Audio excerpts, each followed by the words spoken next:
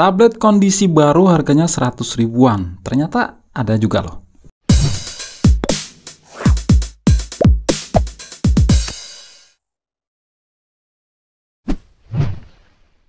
Oke, ini adalah XCOM Evo 2. Tablet ini saya beli di Shopee dengan kondisi baru, stok cici gudang dengan harga 199.000. Masih di angka 100 ribuan, walau sebenarnya lebih mepet ke 200 ribu ya, kurang 1000 aja.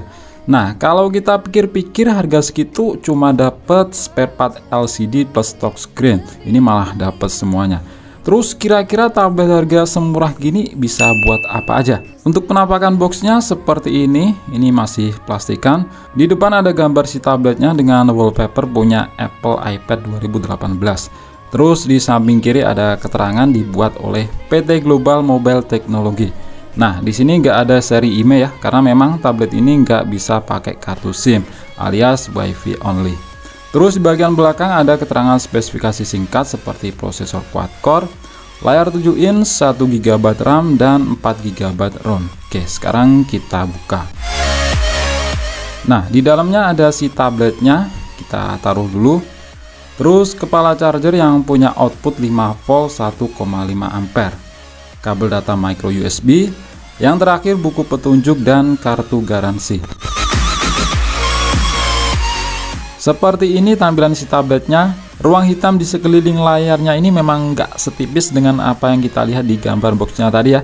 Dan layarnya itu reflektif banget dan gampang banget kegores. Terus untuk bahan covernya dari plastik yang memang kerasa murahan. Bagian back covernya ini punya finishing tekstur guratan-guratan yang menyerupai karbon. Cek di samping kanan ada slot micro SD, tombol volume, dan lubang jack audio 3,5 mm. Terus di sisi atas ditempati tombol power. Untuk lubang chargernya ini ada dua ya, bulat kecil kayak di Nokia jadul dan micro USB. Terus ada lubang untuk mikrofon. Lanjut di samping kiri dan bawah kosongan aja. Di bagian belakang ditempati lubang speaker dan kamera yang sejajar dengan LED flash. Kemudian di bagian depan tepat di atas layar ada kamera depan. Oke, sekarang kita coba nyalakan. Ini kok nggak mau nyala? Apa mungkin baterainya habis? Moga aja nggak matot. Nah, setelah saya cas baru nyala. Ternyata memang baterainya itu habis. Tablet 7 inch zaman sekarang kerasa kecil ya. Beda dengan zaman dulu yang kerasa gede. Karena standar tablet dulu ya 7 inch. Jadi memang seiring dengan perkembangan zaman, ukuran smartphone dan tablet itu semakin gede. HP sekarang aja udah masuk standar layar 6,5 inch ke atas. Cuma fisiknya tak segede 7 inch tablet zaman dulu. Karena rasio layar yang dibuat lebih memanjang dan ruang hitam di sekeliling layar lebih dikecilin. Layarnya ini punya resolusi 600 x 1024, resolusi yang lumayan untuk harga segini. Karena biasanya itu rata-rata 480. Jadi gambar dan tulisan kecil-kecil itu detailnya masih dapat. Untuk nonton video juga masih oke, nggak pecah gambarnya. Cuma yang nggak enak adalah sudut pandangnya yang sempit. Karena layarnya masih TFT, dimiringin sedikit aja udah mengalami distorsi warna. Posisi memegang yang pas supaya layarnya enak dipandang adalah landscape. Karena memang dilihat dari peletakan kamera dan tombol-tombolnya disesuaikan dengan posisi landscape. Kalau dipegang posisi portrait, asli itu nggak enak banget di mata. Dengan harga segini layar sentuhnya punya respon sentuhan yang termasuk oke ya. Tak kira itu bakal nggak enak, bakal susah respon kalau disentuh. Untuk UI tablet ini pakai stok Android AOSP for tablet dengan versi Android 4.4.2 KitKat. Bukan stok Android AOSP untuk smartphone yang dipasang di tablet yang tulisannya gede-gede itu. Jadi di sini tulisannya kecil-kecil. Terus kalau kita geser dari atas, bar notifikasi dan control centernya itu terpisah, nggak jadi satu kayak di HP.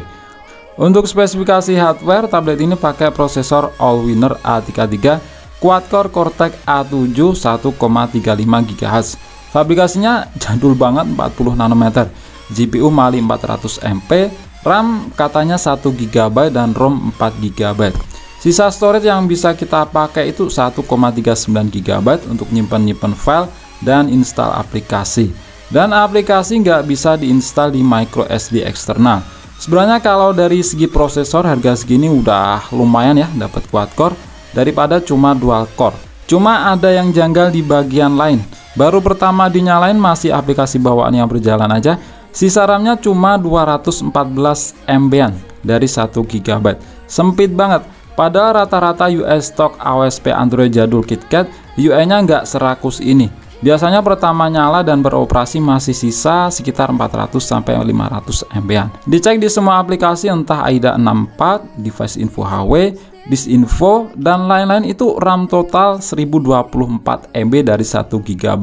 Nah, di sini baru kelihatan kalau fake RAM.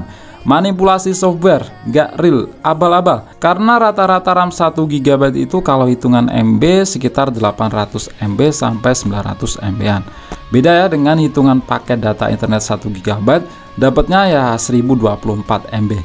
Kalau memori fisik seperti SD card, RAM hitungannya nggak gitu. 1 GB pasti totalnya di bawah 1000 MB. Jadi kalau kalian nemuin HP yang RAM-nya semisal 6 GB, tapi totalnya 6000 MB lebih, jelas itu fake RAM, nggak real. Setelah login akun Google, sisa RAM-nya makin sempit, nggak ada 100 MB.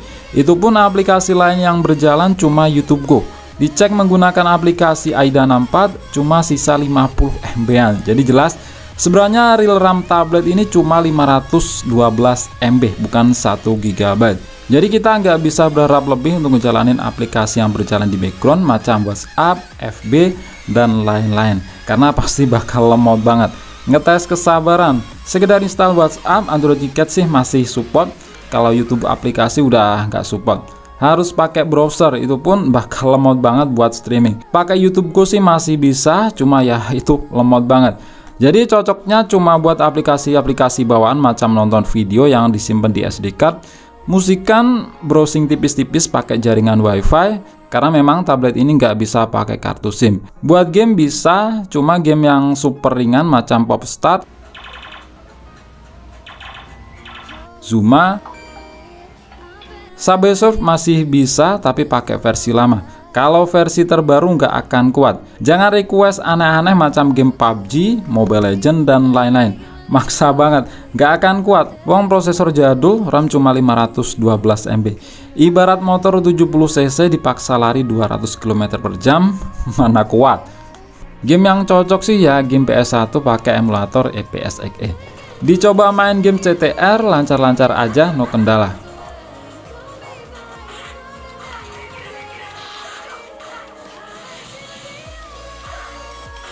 Dan game Legend yang penuh kenangan Super Shoot Soccer juga masih lancar, lumayan lah, bisa sedikit nostalgia. Dan mainnya pakai gamepad yang disambungin via Bluetooth. Untuk kamera belakang maupun depan punya resolusi sama 2 megapiksel. Kualitasnya ya sekedar ada aja, jangan berharap lebih, bisa ngejelekin muka kamu yang semula cakep.